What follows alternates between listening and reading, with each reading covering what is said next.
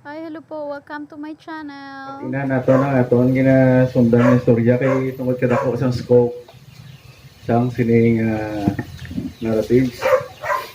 Okay, so sa mga nagliligay nga Sunday ang aton nga ginatanaw nga ang aton subong series ara na kita sa Book of Judges. Nga ang Book of Judges kag ang sunod pas na nga Book is Kings mas mahapos tani sa aton connect siya kung tsakto ang aton foundation sa Book of Joshua. Kaya ang Book of Joshua nakita naton nga siya ang connecting story sang timpo ni Moses kag sang timpo nga ang new generation na ang nabilin, which is amon na sila sa Book of Judges. Okay, may isa po na come across nga quotation. Quotation sa halin kay George Santayana. Si George Santayana, professor of philosophy sa Harvard, naghambal si Mr. Santayana. Those who cannot remember the past are condemned to repeat it. Ang malipat sang mga nagliligad,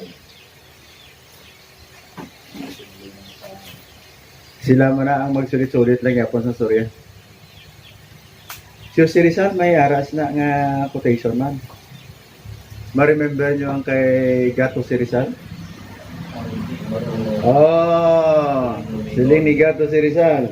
Ang hindi marunong lumingon sa pinanggalingan ay hindi makararating sa paruroonan. So, ang intensity sa ilang points daw, prosperous, no? Prosperous. Kung panahon mo ang kagsundan ni Subong ang gina-series ni Pastor sa Book of Judges, exactly ang mo ang natabo sa Israelites. Nalipat gid sila sa ila historia, sa ila heritage. Okay? Nalipat gid sila. Na ang new generation nga ina, nalipat gid. Kag gusto ko mapulsuhan nyo, tiano kalawig galing kay Abraham kag ang ining mga judges na gina-series ni Pastor Subong. Mga ano na nakalawig, sila na naihang katuig. Guess nga kung ano na nakalawig ang time nga naglipas nga daw ngayon na nga mga generation nalipat na gid. Kaya makita mo na sa chapter 2. Sa chapter 2 sang Book of Judges naghambal na da.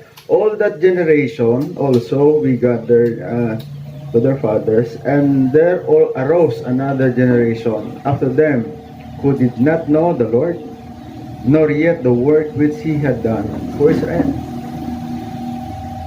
Ang muna natabo sa chapter 2 sa Judges. Doon na nakalawig ang time element alin sa ginsuguran sa, di ba, harin kay Abraham, kaya mo rin nga rasa kay Abraham yan mo. Hasta sa Judges, ano na nakalawig more than, okay? Kung kaisa na natakaan kita magsubay sa genealogy, kaya tindo ka kaburi mo rin sa subay sa mga tigulang naman. No? Pero importante yung sa bayan ng mga tigulang, no? Kaya maski ganin sa pamilibahan, sa reunion, kabudlan mo subay. Pero mas tahong gumasubay. Okay. Kung madumduman nyo ang Matthew chapter 1, di ba? May lista sa genealogy ni Jesus Christ. From Abraham to David, 14 generations na. So, ila isipay sa oras ng generation, more or less, 100 years. Meaning to say, ang span of time maling kay Abraham, hasta sa storya sa Judges niya ginasubay naton, more or less mga 1,400 years ang gap. No? More or less amo na kalayo. Pero matingala ka gid sa sining nga new generation nga gina-speaker ni pastor sa Book of Judges. Kay kung ma-remember nyo ang agi kag dedikasyon ni Moses Si Moses antes mapatay, and while buhi pa siya, terribly ang iya pag-edukar sa Israel sa ways of the Lord, sa mga instructions. And antes siya mapatay, purti ang tinguha yung ribihon pagid. Na remember nyo na, inagyanta na sa Exodus. And si Joshua man, nagtinguha man si Joshua, antes siya mapatay, gin-review yaman yung ang Israel. Chapter ano na sa Joshua? Chapter 24, gin-review ni Joshua na ang Israel. Siyang nagkaramatay lang sila. Ang next generation, ang description sa Judges chapter 2, amo na ni sila ang generation nga did not know the Lord, the work He has done for Israel.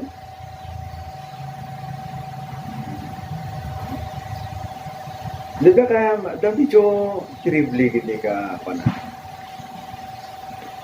Ang question ta dire, anong lapses ang mga tigulang haw? Kaya ang makita naton sa Judges, resulta lang na isang lapses ng mga tigulang na nagkramatay na. Anong lapses ng mga tigulang haw? Yan description sa Judges chapter 2, all that generation also gathered with their fathers. And there arose a new generation. So, itong mga generation nga gathered to their fathers, meaning to say, ang kakuna siya mga daw ka-idiomatic nga, itong mga generation nagkramatay na, anong lapsis nila ito? Nga ang ginahambal nga sugpon sa verse 10, the new generation that arose did not know the Lord. Anong problema nila sa ito? Okay? So, parang kay ni grabe ni blang koneksyon sa aton ni personal nga pangabuhi. Pag pumalpak ang ginikanan, di mayara man ta makita no nga burti man katarong sa mga tatay nanay purti burog magit mga bata. Daw paniguro niya daw ka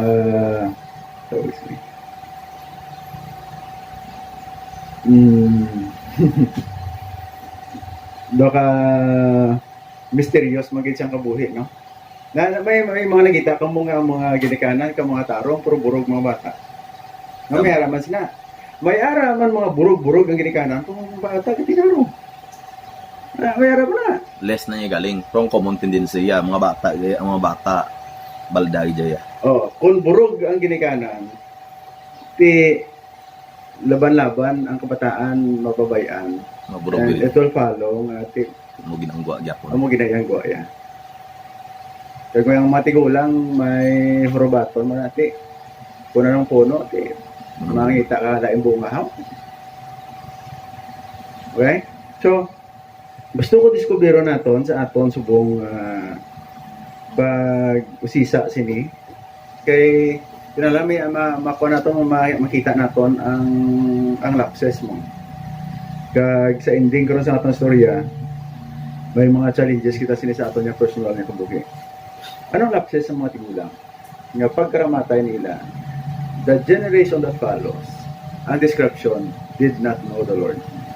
Okay, para ma-remind ka mo sa instructions ang Ginoo sa mga tigulang. Sa time nila ni Joshua, kay Abraham, Moses ang instruction sa ila, makita naton sa Deuteronomy chapter 6 and Deuteronomy chapter 11.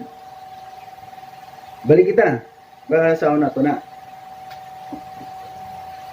Diri mo makita ang lapses ng mga tigulang. Okay. Deuteronomy chapter 6. Okay. Basaon naton guro bilog nga chapter Sige, basa be. Kaya mo lang na sa chapter na. 25 mo lang nakabersikulo. Now this is the Okay, commandment. basa kita. Now this is the commandment, the statutes, and the judgments which the Lord God has commanded me to teach you that you might do them in the land where you are going over to possess it. Okay. Kung tanawin mo di ang premise ni, si Moses nag-aambal, ginaprepararya ang mga Israel, kag ang instruction. No? So, verse 2. So that you and your sons and your grandson might fear the Lord your God, to keep all his statutes and his commandments, which I command you all the days of your life, and that your days will be prolonged. O Israel, you should listen and be careful to do it, that it may be well with you, and that you may multiply greatly. Yes, the Lord God of your fathers has promised you in a land flowing with milk and honey. Hear, Israel, the Lord is our God, the Lord is one. You shall love the Lord your God with all your heart, and with all your soul, and with all your mind. These words which I am commanding you today shall be on your heart. You shall teach them diligently to your sons, and shall talk of them when you sit in your house, when you walk by the way, and when you lie down, and when you rise up. You shall bind them as a sign on your hand, and they shall be as frontals on your forehead. You shall write them on the doorposts of your house and on your gates. Then it shall come about, when the Lord your God brings you into the land which he swore to your fathers, Abraham, Isaac, and Jacob, to give you great and splendid cities which you did not build, and houses full of all good things which you did not fill, and horn cisterns which you did not dig, vineyards and olive trees which you did not plant, and you eat and are satisfied. Then watch yourself, that you do not forget the Lord who brought you from the land of Egypt, out of the house of slavery. You shall fear only the Lord your God, and you shall worship him and swear by his name. You shall not follow other gods, any of the gods of the peoples who surround you. For the Lord your God in the midst of you is a jealous God. Otherwise the anger of the Lord your God will be kindled against you, and he will wipe you off the face of the earth. You shall not put the Lord your God to the test, as you tested him at Massah. You should diligently keep the commandments of the Lord your God, and his testimonies and his statutes which he has commanded you. You shall do what is right and good in the sight of the Lord, that it may be well with you, and that you may go in and possess the good land which the Lord swore to give your fathers, by driving out all your enemies from before you, as the Lord has spoken. When your son asks you in time to come, saying, what do the testimonies and the statutes and judgments mean which the Lord our God commanded you? Then you shall say to your son, we were slaves to Pharaoh in Egypt, and the Lord brought us from Egypt with a mighty hand. Moreover, the Lord showed great and distressing signs and wonders before our eyes against Egypt, Pharaoh and all his household. He brought us out from there in order to bring us in, to give us the land which he had sworn to our fathers. So the Lord commanded us to observe all these statutes, to fear the Lord our God for our good, always and for our survival, as it is today. It will be righteousness for us if we are careful to observe all these commandments before the Lord our God, just as he commanded us. Instruction sa Ginoo sa Israel, inang history itudlo gid, no? Ang instruction sa Ginoo sa Israel, Deuteronomy chapter 6, verse 7, itudlo gid sa mga bata. Galakat sa dalan, or gahigda, or wherever, itudlo gid. So, ini siya nga instruction, kung imo tanahon ang situation sa Book of Judges, nga ang new generation did not know the Lord. Wala gid kalibutan sa Ginoo. What He has done for Israel. So very obvious ang lapses ang lapses ang mga tigulang. Nalipat gid sila nga itudlo ni sa mga bata. Do you agree nga mo nang natabo? Hindi kita kinahanglan guro mag-speculate nga ay nano man to ang new generation wag ito ya kabaluhaw. Wag ito ya kabaluhaw. Okay? Because na-fail ang mga tigulang to teach the sa ilang mga bata sa history kag mga commandments sa Ginoo.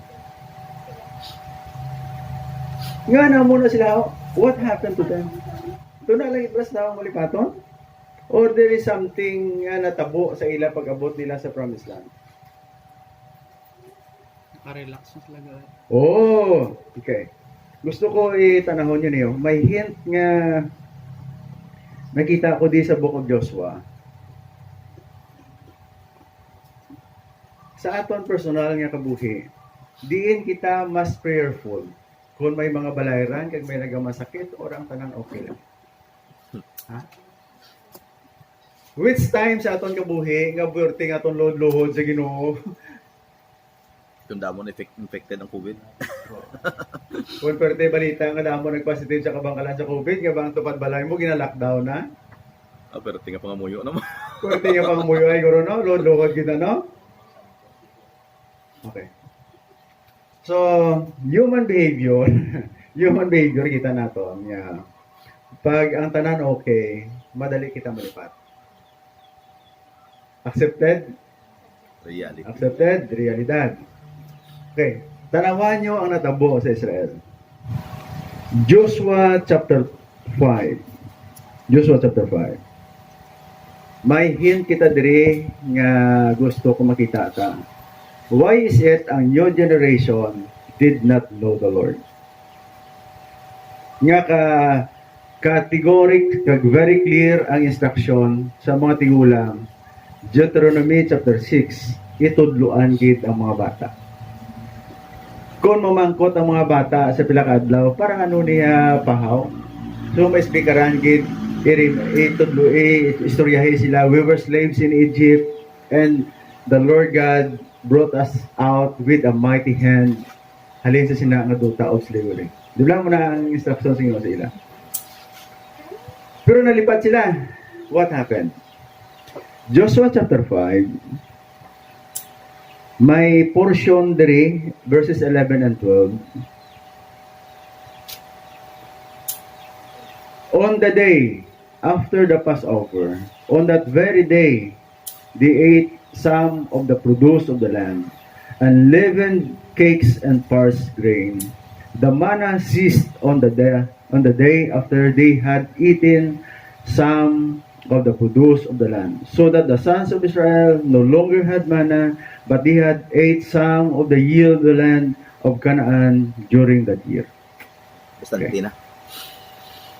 Grabe ka miraculous na diyang natabo ang provision sa Ginoo sa ila. Kagusto ko makita nyo din kay kung ang promised land gina-describe, a land flowing with milk and honey, titrible niyo. Kundi, ara pa sila sa tabok sa Jordan antes magsulod sa area sa Canaan, tabok sa Jericho. Pila ka bilog ang Israel how? More or less. Sa census sa Numbers chapter 1, 2 years after sila nagwa sa Egypt, Numbers chapter 1 nag-describe nga ang Israel mga 600,000 fighting men. Wala labot, Babae. bahi, kabataan. kag kabataan. So kung may 600 fighting men ang Israel, i-times mo lang abi 3. 1.8 million sila. 1.8 million sila. Okay? Sang nakatabok na sila sa ara sila sa area sang promised land. Numbers chapter 26. may second census. May second census. Kundi, pagtabok nila sa Jordan, ang tanan nga 26. lalaki gin-circumcise ni Joshua sa Gilgal para makuha ang reproach of Egypt sa ila. Gin-census liwat sila. Mga 600,000 magyapon ang nabilin. Kaya ang mga lalaki to 20 years old and up nga nagwa sa Egypt, nagkramatay tuya sa wilderness 40 years nga libot yung tiyog sa wilderness. No? Nagkramatay tuya. So ang ulihing tubo, nag-circumcise si Joshua pagtabok sa Jordan, nga ara na sila sa area sa Jericho. Second census, Numbers chapter 26.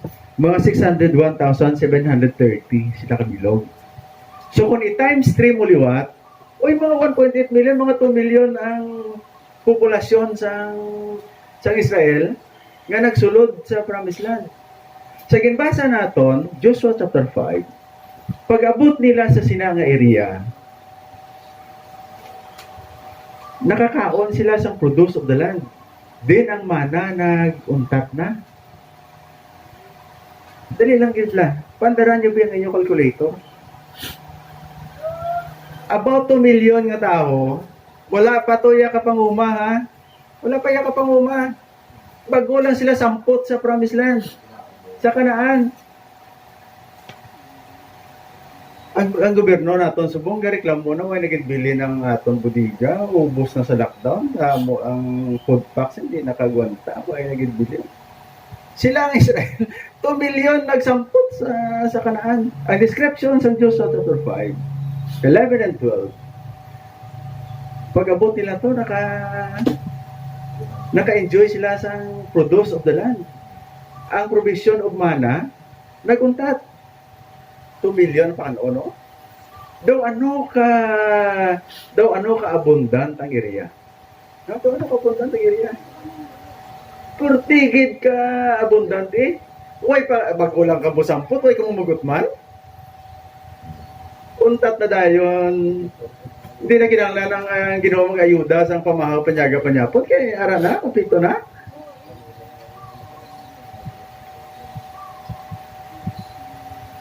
So, tiribligid ka abundance ang luta.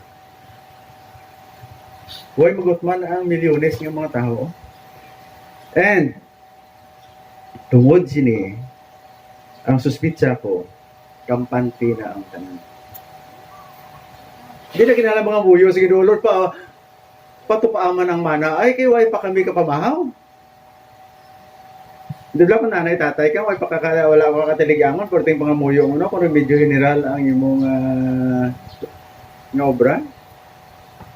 Gayambi-yambi ng bata mo gamay, kaway ka pakatigang.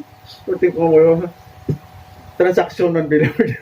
Para makapitik man tabi, para makatigang ta. Di sila abot sa Kanaan. Abot sa Kanaan. Bagong sampot, way gutman. Terribly ka abundance ang lugar. Di ko ma-remember nyo to ang report ni Joshua and Caleb. Sang sila nag-scout sang Promised Land. Diba 12 spies? Hindi sila 12 lang. Kundi 24 ikabilog, pares-pares no? 24 ba? So, o 12 lang sila, no? One is every tribe or representative, no? Galing nagparisay lang si Joshua and si Caleb, no? Ang pulo ka spies nag-report negative. Si Joshua and Caleb positive ang report. Then, katuwang-tuwang, pas lang kaduha sa ang cluster of grapes. Ang hindi mo na-describe sa Bible? Ano kadako na? Ano kadako ay ang pungango sa grapes? Ang pungpong. Ang pungpong. Nga, hindi na tuwangan. Hindi pwede bit-bit lang. Nga tuwangan, Nag-aros na nga question sa discussion ni Luzon sa Bible study. Ano kadako gid? Lain bala ang kwan? Lain bala ang breed sang grapes adto? Ang answer is no. The same. Hindi, the same. The same lang. Hindi dagko amo lang gyapon. Sunod sa kay Luzon explanation ni Luzon, that is just an idiomatic expression to express the abundance of the land. No, do mo na ang ilang pagplastar. Okay. Hindi lang man tayo sa kapungpong. Yeah, na mo na. Damo sila pungkong. That is why kaya Damo lang sila dala. tuwangan gid. Kaya damo sila dala mo. Pero hindi lang lahog ng istorya. Pero bigid mo tuwangan gid ang cluster of sweats. Hindi ba? Da binulig sang saging guro to ko. At hindi ba sila turpi? Nga pati blagon dalo nila. Cluster lang gito ya. Cluster lang gito ya. Tuwangan suporti ka abundance ang buka.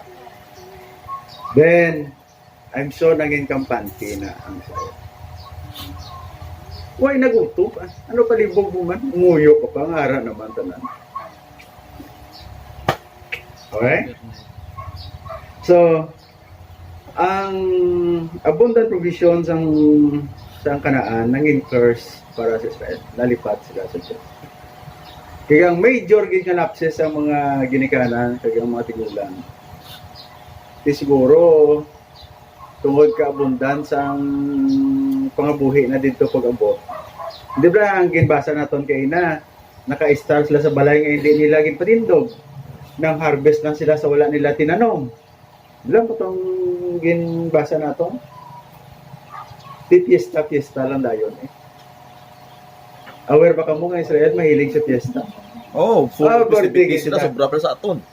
Masobra sila sa Pinoy sa kahilig sa fiesta. Terrible sila mamista. Kaya ilang fiesta, hindi lang sa Katlaw. Sinimana sila kung mamista. Anong gito tani, ha?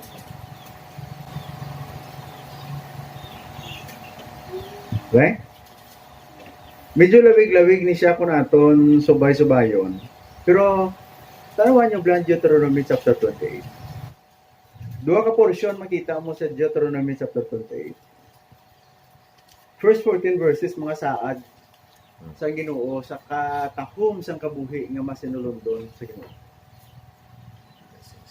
For those who are obedient sa Ginoo, kampiyon ang kabuhi. And the next, damo-damo nga versikulo 15 and up, katalogon paano sa dimanason kung magtinunto sila kay malipat sa Diyos. Amo tani ni ang gina di pasahon nato ng kuno pasahon nato ng Deuteronomy kaya hindi natin maintindihan ang tuhog sa story pag-abot sa Book of Judges nga nag-amo na sila because ang mga tigulang nalipat mag-remind sila sa kabataan tungod ti isa sa nakita naton sa Diyos sa chapter 5 pag-abot nila nga wala sila libog sa away mo Porti ang Ginoo. Actually, ang Ginoo ang naga-drive out sa ila kontra. Ang Ginoo ang naga-fight for them. Amo na ang tribligid nga pabor nila sa Ginoo. Although conquest ang ila lakat sa Kanaan.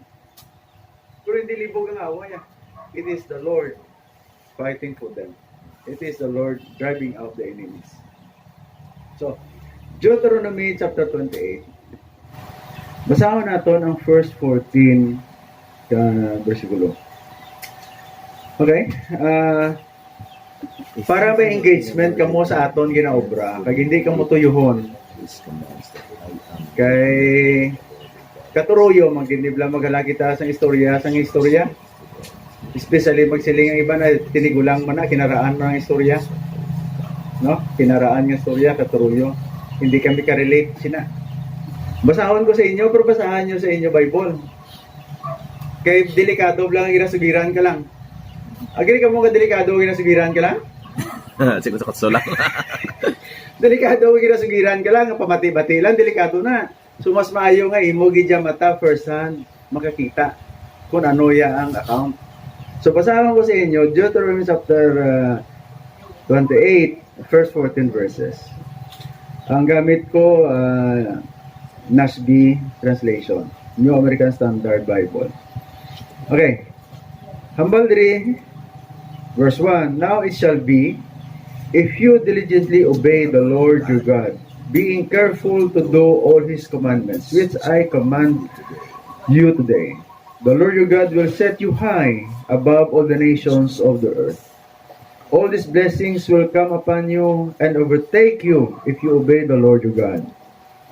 Blessed shall you be in the city, and blessed shall you be in the country. Blessed shall be the offspring of your body, and the produce of your ground, and the offspring of your beasts, the increase of your herd, and the young of your flock. Blessed shall be your basket and your kneading bowl.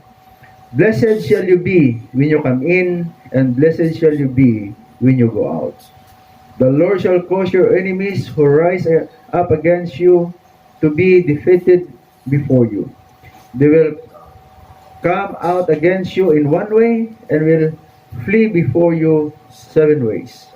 The Lord will command a blessing upon you in your barns and in all that you put your hand to. And he will bless you in the land which the Lord your God gives you.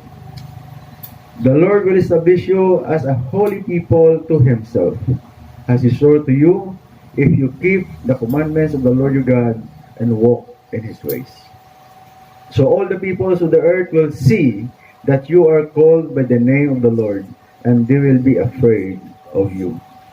The Lord will make you abound in prosperity, in the offspring of your body, and in the offspring of your beast, and in the produce of your ground, in the land which the Lord your God swore to your fathers to give you.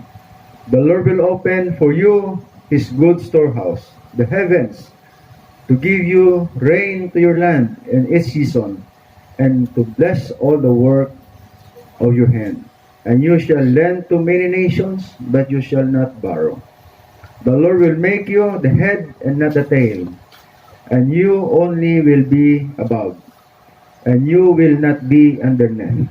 If you listen to the commandments of the Lord your God, which I charge you today, to observe them carefully, and do not turn aside from any of the words which I command you today, to the right or to the left, to go after other gods to serve them. But it shall come about, if you do not obey the Lord your God, to observe. Okay. First 14 verses lang habal ko, no? Anong na-notice nyo sa mga promises ng Ginoo sa inyo? Victorious. Pertig ka bastante. Prosperous nga kabuhi. Ang mag-asawa, wala sang mag-asawa nga hindi makabata. Ang ila kanding baka may bata gin. Ang manok mamutugin. Tripligid nga promisa sa Ginoo sa ila. Problema kay mga tigulang na lipat. Nga istorya ini regularly and consistently sa mga bata.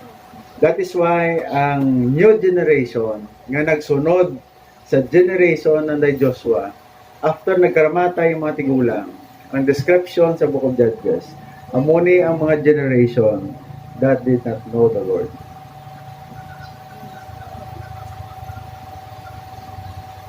Ano ang sala sa mga tigulang? Losing by default. So, sugpo naton ang basahon ta ang ang first 14 verses, promisa sa ginatuwa ka namin para sa life of obedience para sa Israel. Sa life of disobedience para sa ila, amo ni ang warning ni Lord sa ila. Verse 15, but it shall come about, if you do not obey the Lord your God, to observe to do all his commandments and his statutes with which I charge you today, that all these curses will come upon you and overtake you.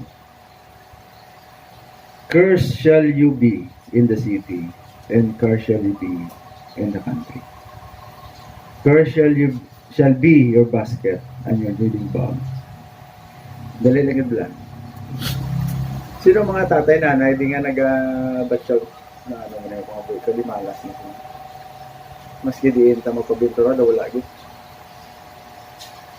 Diba, may mga istorya, mga tatay, nanays na? Ha? Wagid. Hindi na nga bira-bira natin, wagid. Nakasaldo man ta, naglusot lang. Asiling sa matigulang, ano man yung klase pangaboy, daw kasag-ob kita sa alap. Kurti nakapait nga pala ng biton sa matigulang, kasag-ob sa alap. Na-experiencean ko na sa uma. May tupad kaming ang pangumaya bala gapatriser sa sang iya humay nagasaang ng mga sako sa inutangan. Huwag gid sa bilit. Hindi tikon wala na matabo sa imo kabuhi nga gapaani ka gapatriser ka tapos ang mga manugsukot ka galinya kay masukot sa imo. Huwag gid kabilin. Pero tigin na iya kapait-pait nga kabuhi.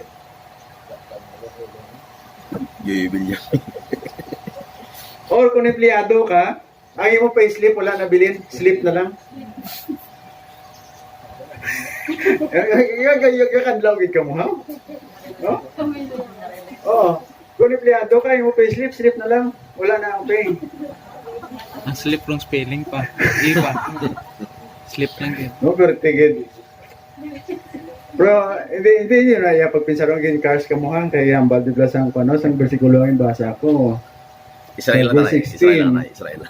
Sa verse 16, nag 17 ang imo basket na curse wala. Hindi mas na. Sige. Bala yung kubasa.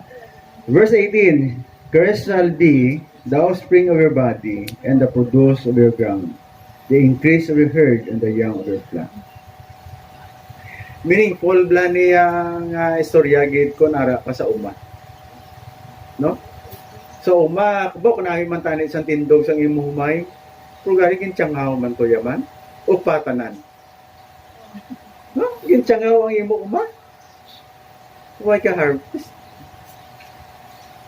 Nami man tani ang bulak sa imo marguso, pag ang iyang mga puto, huwag man turba puslan.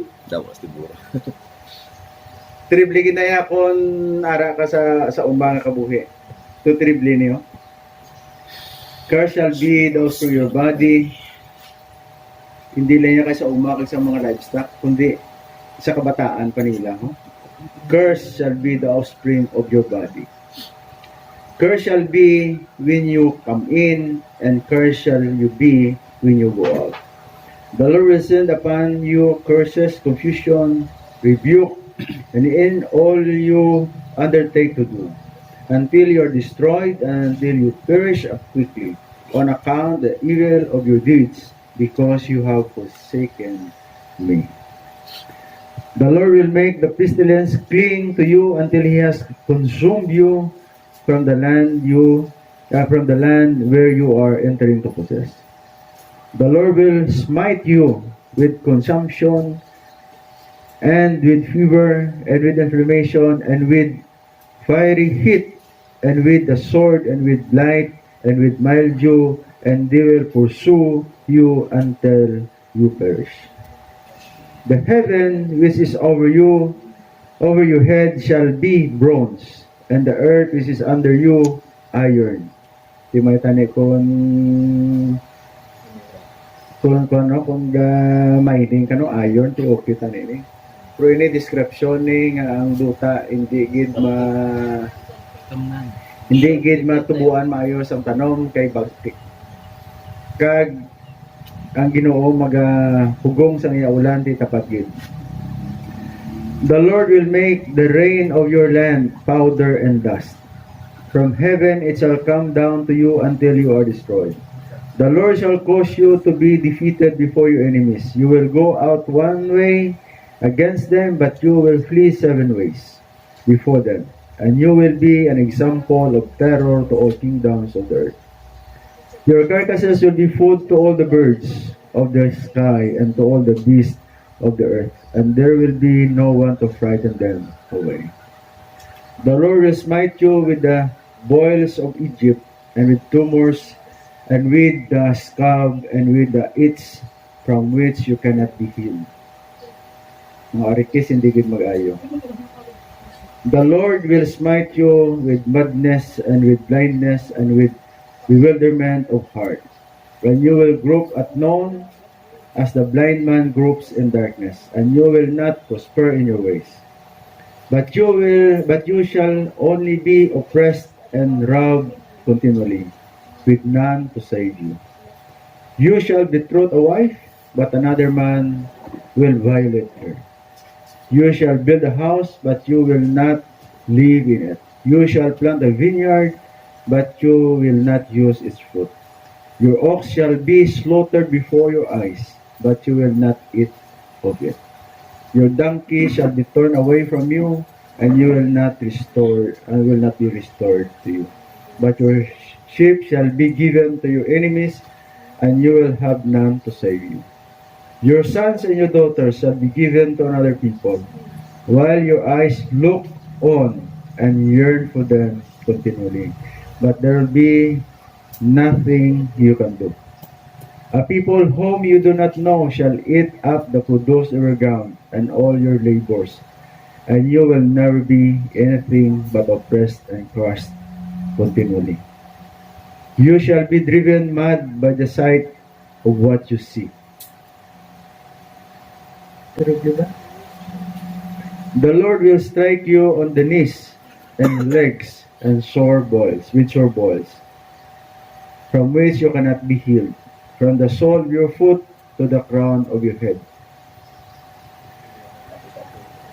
The Lord will bring you and your kingdom and your king, whom you set over you, to a nation which neither you nor your fathers have known, and there you shall serve other gods, wood and stone. You shall become a horror, a proverb, and a taunt among all the people where the Lord drives you. You shall bring out much seed to the field, but you will gather little, for the locust will consume it. You shall plant and cultivate vineyards, but you will neither drink of the wine nor gather the grapes, for the worm will devour them. You shall have olive trees throughout your territory, but you will not anoint yourself with the oil, for your olives will drop off. You shall have sons and daughters, but they will not be yours, for they will go into captivity. The cricket shall possess all your trees and the produce of your ground. The alien who is among you shall rise above you higher and higher, but you will go down lower and lower. He shall lend to you, but you will not lend to him. He shall be the head, and you will be the tail. So all these curses shall come upon you and pursue you and overtake you until you are destroyed, because you would not obey the Lord your God by keeping His commandments and His statutes which He commanded you. Ano na ba, Tiagon, ang ginabasa ko din? Horrible. Amo na nagratabo sa Israel, kaya ang mga tigulang nalipat sang tugon sa Ginoo sa ila. Hala na lang text sa Facebook ang mga tigulang. Why nagbasa sang Bible kag tuduan ang mga bata? YouTube na lang nga YouTube. Ini ba nga trend sa kabuhi sang Israel? Makita ba rin nga trend sa aton mga balay? Nanutaran niyo ba kung ano ang mga reaksyon sa mga bata kung hambalan, kung suguon, kung sawayon? Kung may siya ang next generation? Matansya-tansya mo na ba ang futuro sa next generation naton? By observing sa ila gawi, kag sa ila mga batasan. Hindi man ta mga manugpakot, pero matiyag ko matansya-tansya ta na. Kung ano ang ila pulaputo. So ano ang lesson sa aton study subong adlaw? Anong lesson sa aton study subong adlaw? From the history of Israel. Tikita ta na yan sa ilabaw. Nagkaramaal gid ang next generation. Ang description sa next generation, people that do not know the Lord. Wala gid sila idea of what the Lord has done sa ila sa kabuhi sang ila katigulangan. For single reason nga nalipat ang mga elders nga i-educate ang ina nga generation about the Lord. Kay na lingaw na ang mga tigulang. Nalingaw na. Oh, bastante na sila. Pag abot mo pala, way nagutom. Ano pa ba ang problema mo? Okay, so muna nakita natin niya sa history sa Israel. So sila tiya sa una, kita na natin ang ila ending. Anong lesson niya sa aton subong? Hindi man tayo Israel, may kabuhi kita nga, may kabataan man pero sa ila. Anong lesson? Follow instructions. Okay. Isa-isa. Sige. Ano, halindira? Brother Rex, ano to? Brother Rex, ang lesson mo? Sa una, guro nga example nga instruction ng Diyos na magmapisan ng kita sa pagtuon sa iya pagi sa kanyang pulong pag di malipat sa pagtudlo sa mga kabataan ng Kulang Rosette Kulang ng Diyos dapat kumalang. Oh.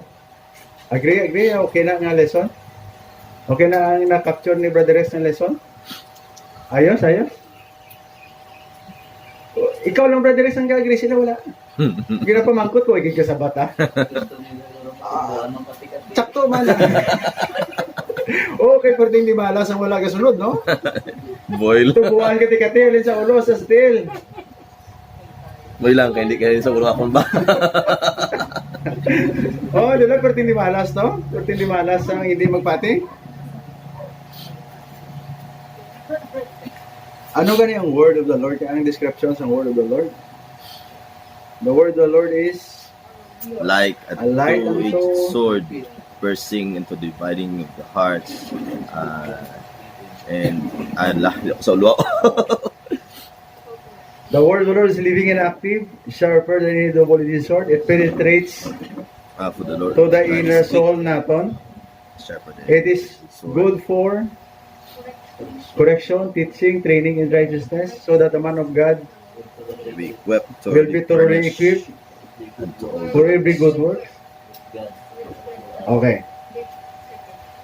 Aside from that, the word of the Lord, ang description, is a light unto our path. Sure instruction nga pwede natin sa ligan. And sa history sa Israel, kitang-kita ang result sa ilang neglect of the word of God. Imbis nga puwerte kanami sang prosperity nga gina-describe. Blessed when they come in, blessed when they go out. Bless ang ila kabataan, bless ang ila panguma, bless ang ila negosyo. Sa pag mag-disobey sila, ma-reverse ang tanan. Ma-reverse ang worst pagit. Okay? So, lesson sila ni Brother Rex sa atong study. Importante nga ang mga tigulang, the parents, hindi gid maglipat, magtudlo sa kabataan. So, importante kayo, no? Ari lang ho, Kung importante ang Word of God, mas yung tani kung nag-invest ka sa imo personal nga Bible. No? Kaya importante man siya nga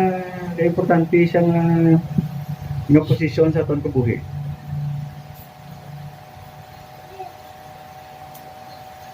Kaya delikado ang magbati-bati lang. Ang duro-dalawat lang ang istorya, delikado na. Mahulog lang siya sa kutso-kutso. So, mas mayugid nga kita first hand nag-discover. Kagang kampiyon subong nga provision sa Ginoo sa atong kabuhi diri sa Pilipinas. Damo kita version sa Bible nga pwede ka pumili ang saho mo nga understandable para sa inyo. No? Pwede ta kapili. Kung Bisaya speaking ka, may Cebuano Bible. Kung Tagalog speaking ka, may Tagalog Bible. Kung Westernize ang utok mo, may English Bible yan. So may anak ka lang mo gid. Ang resources, wala gid nagkulang si Lord mag-provide. Wala gid. Kung pumalpak man ta sa aton pinipangabuhi, kita na naaya ang balasodong. Nagutman ka haw, may sinukat na gid sa misa, no? Nagutman ka pa ya? No? Nagutman pa, may mga tao sa nagutman pa. Pero may sinukat na sa mga babala misa. Ti tamo sa taho sa aton community. Ang pulong sa Ginoo daw sinukad sa babaw ng misa. Pero napangkos lang wagid sa mga nagkuha. Kay masako sa text, masako sa YouTube, sa Facebook, sa ay, doon pero bigid ang kadamo sa nag-aagaw sa atong atensyon. So, lesson naton, be careful nga diskubrihon ang mga instruction sa Ginoo. May acronym meaning Bible naton. BIBLE. Okay? BIBLE. Basic instruction before leaving earth. Huh? Basic instruction before leaving earth. Di, sa jagin na. Sa jagin. So, kung hindi tanay magtuki sa instruction, di, maabot gid ang time nga mag-leave kita sa earth. Diba? May expiration ang kada isa sa aton. Expiration nga sure to come, pero hindi kita kabalo kung saan.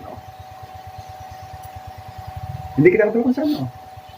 Pwede ta mag-expire subong mismo, or karon sa gabi, or buwas, or dason semana, dason bulan, dason tuig. We do not know. Pero sure gid may expiration ang kada isa. Tama? So, Bible basic instruction before leaving earth. Okay? Thank you.